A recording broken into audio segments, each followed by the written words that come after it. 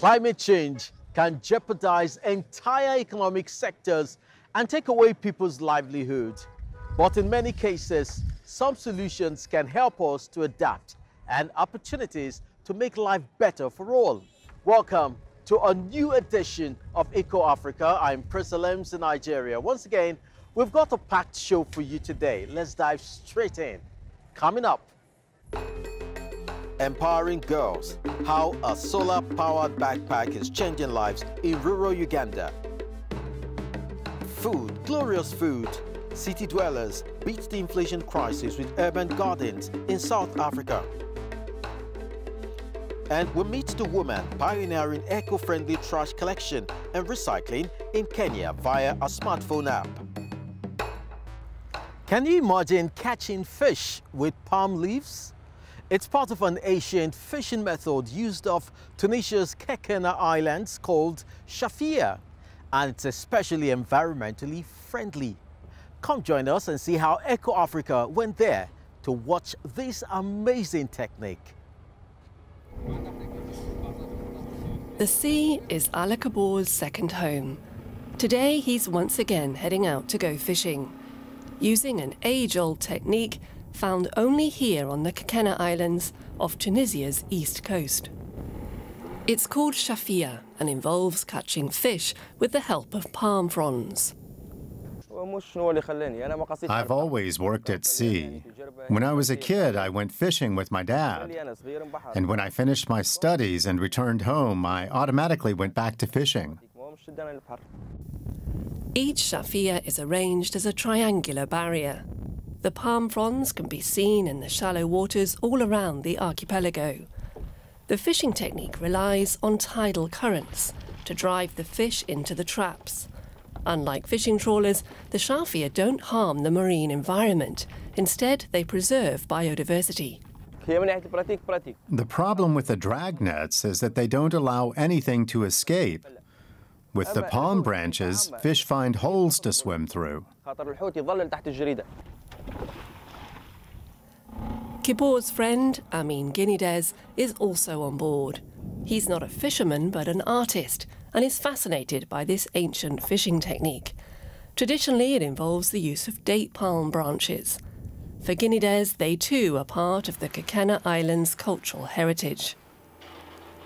In his studio, he creates various products to sell, using different parts of the palm. The basis of the Kekenian shafia is a cage. That inspired me to create decorative objects for indoors and outdoors.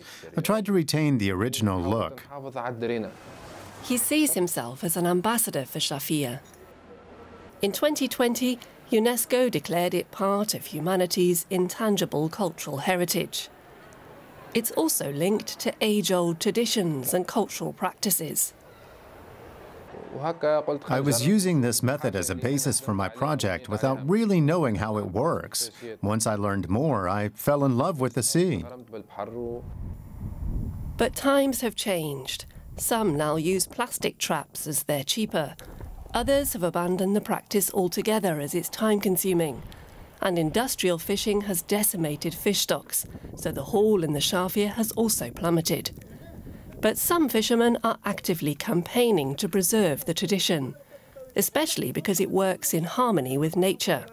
The palm branches give fish somewhere to hide and live. It's an ecological method that preserves and respects the environment.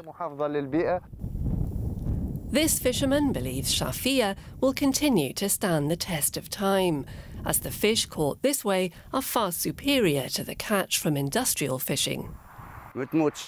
The fish are brought to shore alive. That's why they're considered to be of better quality than those caught by other means. And high-quality fish is an important source of income for the archipelago and an added draw for tourists who visit the islands. But for Ali Kabour, shafia fishing is more than a trade. It's part of Kekena's unique cultural identity that's now at risk of disappearing. In the past, all our ancestors had a shafia. They would build it up over the summer months.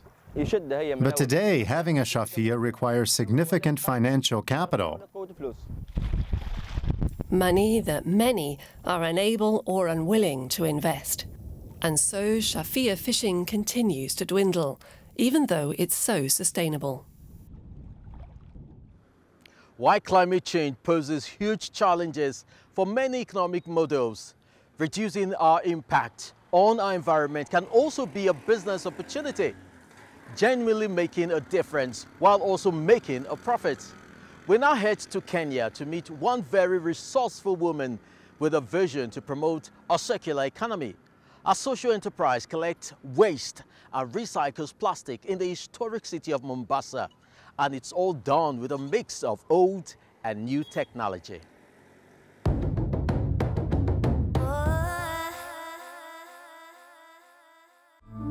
An app for trash, entrepreneur Teba Hatini wants to use it to reduce plastic pollution in Mombasa. Anyone can register to have their plastic waste collected from home. You are able to book waste management services on the go, on the mobile application, using authorized waste managers. Then you are able to trade or donate your plastics and for cash incentives. Kenya's coastal city is drowning in plastic garbage. It's trashing up the streets and polluting the ocean. A year and a half ago, Teba Hatimi started her own business because the city wasn't providing adequate sanitation services. One of the major challenges in Mombasa County is the illegal dumping of mixed plastic waste in open spaces. She's providing incentives to counter this by paying participants, depending on the type of plastic, about €1 for 10 kilos. Her business now has 10 full-time employees. First, they inspect the plastic to make sure it's been properly cleaned and sorted by the app's users. Then they weigh it. Finally, they shred it with an eco-friendly shredder that runs solely on muscle power. The startup sells most of its collected plastic to businesses who further process it. The shreds can be melted and molded into plastic boards, like those they use in their own hand carts. The startup has already collected more than 11,000 kilos of plastic. During our pilot phase, we've been able to onboard more than 1,608 users onto the mobile app. In Old Town, in collaboration with Mombasa County Department of Environment and Solid Waste Management, we've been able to collect waste from about 6,000 households. 1.5 years later today, seeing how successful this project has been fills me with so much joy and pride. They're small and made of plastic, sachets. These little packets might be handy, but they quickly land in the garbage bin, and they don't rot. In our web special, we chart the journey of such a sachet, from the origins of the raw materials it's made from to its end on the rubbish heap. We find out why the number of sachets is growing and why they're so lucrative for businesses and so disastrous for our planet. Find out more at dw.com/plastic. That's one impressive woman, and we're about to meet another. This week's eco-hero comes from Uganda. For more than a decade, a non-profit organization has been empowering girls to take control of their lives and become change makers. She's developed a smart bag with multiple functions to make it easier for girls to go to school each day and still do their studies when the sun goes down.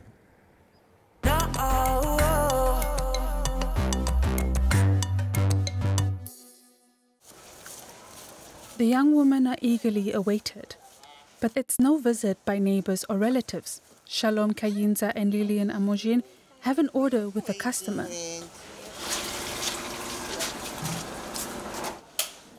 The two solar technicians installed a solar module here a little while ago.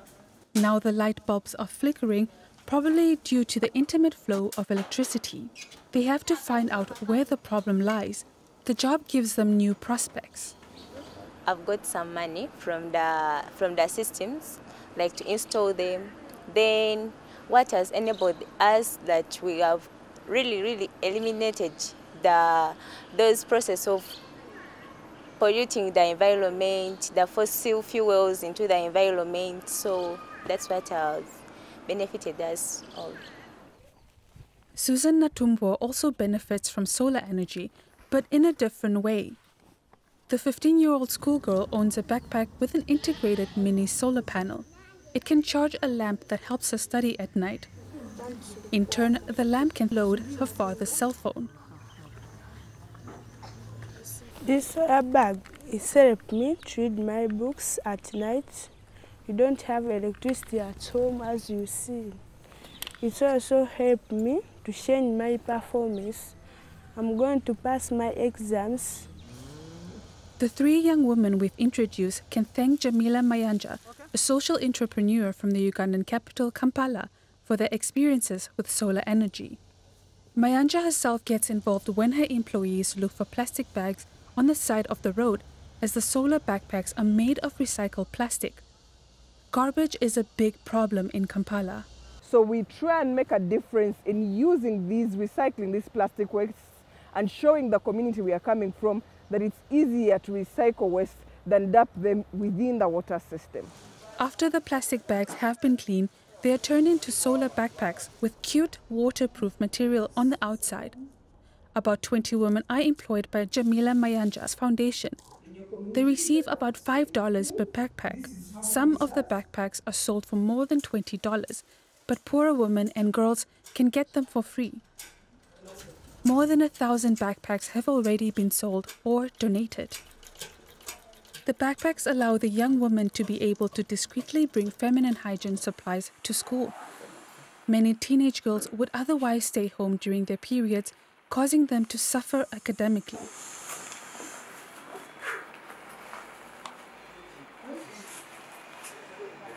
We needed to show that it's okay for you to stay in school when you're in your menstruation periods. And the bag has created that comfort, hence increasing their performance in school. So the bag has absolutely kept a girl in school and increased their performance. Back to Susan. She often has to do work around the house after school. And she's only allowed to study once it's dark out, which would be impossible without the solar lamp. The next morning on her way to school, the solar lamp in her backpack is recharged. Susan has shown improvement according to her teacher, who also covers scientific and environmental subjects. She is pleased that the solar backpack is a convincing, practical example of plastic recycling. The bags are from waste materials, so it has made our lessons to become a reality, a practical, and we are grateful. But what use are good grades if all there is to look forward to is unemployment, as is so often the case for young women in Uganda? But there is another way. Girls with Tools offers a solution, a program set up by social entrepreneur Jamila Manyanja. Young women can receive vocational training certificates for supposedly typical male occupations.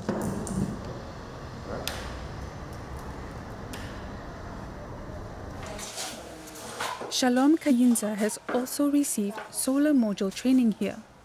Now the 22-year-old solar technician has started up her own business. And she has now solved the problem with a flickering light bulb. After cleaning up the solar module, enough electricity is now flowing through. Then after a minor difficulty, the light reliably stays on. Solar power is one renewable energy source that's part of a cleaner, greener future here in Africa. We're all familiar with wind energy and hydropower too. But did you know the oceans can also serve as a source of power? Oceans cover more than 70% of our planet. So we're talking about an almost boundless resource here. The technology is not fully developed yet, and there are still some questions. But let's take a look at how it could work. There is a way to turn the ocean into an unlimited power source. All you need is something like this, plus really warm and cold water. This seemingly miraculous technology is called ocean thermal energy conversion, short OTEC. And thermal means it takes advantage of the temperature difference between warm and cold water. When you look at the surface of the ocean, the water here can be quite warm because it's heated up by the sun. In tropical waters, that can be around 26 degrees Celsius. But the deeper you go, and everyone who swims in a lake or dives in an ocean experiences that, the colder the water gets. At 1,000 meters deep, the temperature reaches roughly 4 degrees Celsius, and this difference in temperature is what ocean thermal energy conversion utilizes. It's quite simple. You need a heat exchanger. The warm surface water heats a fluid that has a low boiling point. Usually that's ammonium. That fluid evaporates, creating a steam, and that steam runs a turbine generating electricity, similar to a regular steam engine. Then the steam gets cooled by the deep sea water back into a liquid, and the cycle repeats. Well, the seawater itself doesn't boil, like here with this thing. My hands are now basically the seawater, which now heats up the fluid inside, and as you can see, it goes up, and if there would be a turbine in there, it would spin. This process can run for 24 hours, 7 days a week, unlike other renewables such as wind or solar. And when you have a greater temperature difference with hotter surface water like this one here, the process can run even quicker and create more energy.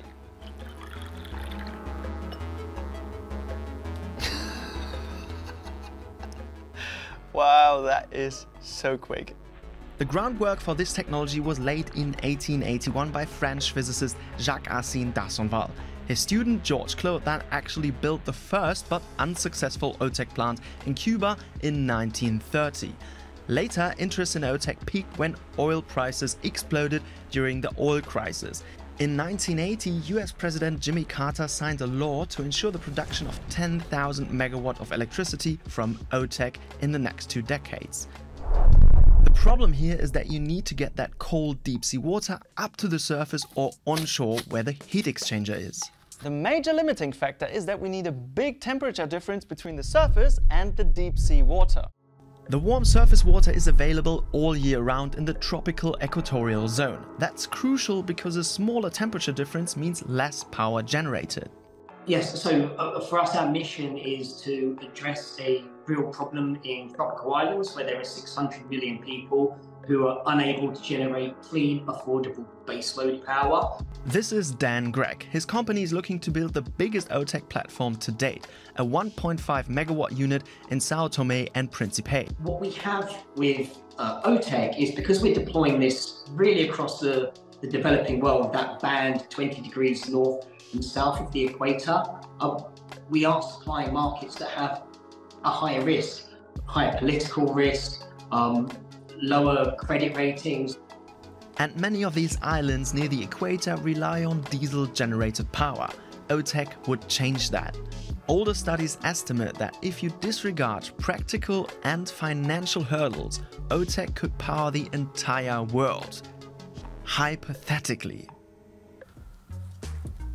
Today, estimates for a 100 megawatt OTEC plant can range from 780 million to 1.5 billion US dollars. A big unknown is the cold water pipe. Today, hard plastic pipes 2 to 3 meters in diameter are pretty standard.